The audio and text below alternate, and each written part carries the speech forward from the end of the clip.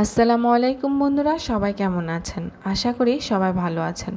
আজকে আমার ছেলের জন্য তৈরি করছি মজাদার ডোনাট।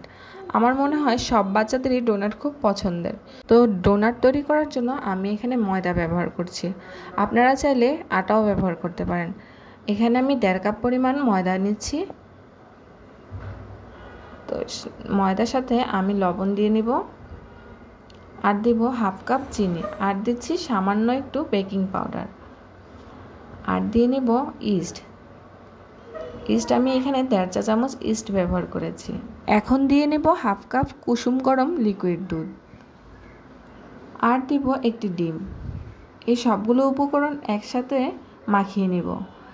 আর এই পর্যায়ে আপনার ডোটা হয়তো এরকম নরম হতে পারে, আর নরম হলে ভয় পাবেন না। মাখাতে মাখাতে কিন্তু এটা অনেকটা স্টিকি হয়ে আসবে। যদি না হয় তাহলে হাতে কিছুটা ময়দা অথবা তেল মাখিয়ে তারপরে আবার মাখবেন। আমার এখানে মাখা প্রায় শেষ, সেজন্য আমি ডোটা রেস্টে রাখার জন্য উপরে একটু তেল দিয়ে তারপরে রেস্টে রেখে দিব। আমি এখানে 1 ঘন্টার মতো রাখবো। আর এই যে আমি এই ইস্টটা ব্যবহার করেছিলাম। 1 ঘন্টা পর দেখেন আমার ডোটা ফুলে ডাবল হয়ে গেছে। এখন হাতে একটু তেল লাগিয়ে তারপরে আমি ডোটা আবার ভালোভাবে মাখিয়ে নিব। এই ডোটা যত ভালোভাবে মাখাবেন ততই কিন্তু ডোনাটটা সফট হবে। সেজন্য আমি ভালোভাবে মথে নিচ্ছি যেন আমার ডোনাটটা সফট হয়। এখানে আমি যতটা ডোনাট তৈরি করব ওইরকমভাবে আমি আলাদা আলাদা করে কেটে নিচ্ছি। আর ডোনাটগুলো কিন্তু ফুলে উঠবে, সেজন্য আমি ছোট ছোট করে নিয়ে নিচ্ছি।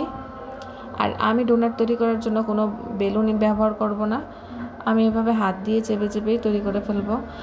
আর আমার কাছে যেহেতু ডোনাট কাটার নেই, সেজন্য আমি এখানে একটা স্টিলের গ্লাস ব্যবহার করছি, আর কেকের একটি নজল ব্যবহার করছি।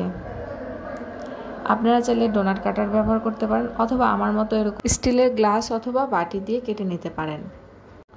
দেখেন আমার ডোটা কতটা সফট হয়েছে, হাতে নিতে গেলেই বাঁকা হয়ে যাচ্ছিল। এখন আমি নজলটা দিয়ে মাঝের অংশটুকু উঠিয়ে নিব। দেখলেন তো কত সহজে মাঝের অংশটা আমি বের করে ফেললাম। আপনারা কিন্তু ডোনাট তৈরি করার পর যে পাত্রে রাখবেন ওই পাত্রে একটু তেল ব্রাশ করে নেবেন, তা না হলে কিন্তু ডোনাটগুলো লেগে যাবে। এই দেখেন আমি কাগজের মধ্যে রেখেছিলাম কিন্তু তেল ব্রাশ করতে ভুলে গিয়েছিলাম, যার কারণে আমার ডোনাটগুলোর আজকে এই অবস্থা। আর ডোনাট ভাজার কিন্তু একটা নিয়ম আছে, তেলটা যখন কুসুম গরম হবে তখন ডোনাটটা দিতে হবে। বেশি গরম হলে কিন্তু ডোনাটটা উপর দিয়ে লাল হয়ে যাবে আর ভিতরে শক্ত হয়ে যাবে, তখন কিন্তু ডোনাটটা সফট হবে না। এখন কিছুটা চকলেট মেল্ট করে তারপরে ডোনাটের উপরে লাগিয়ে নিব, আর দিয়ে দিব কিছুটা সুইট বল।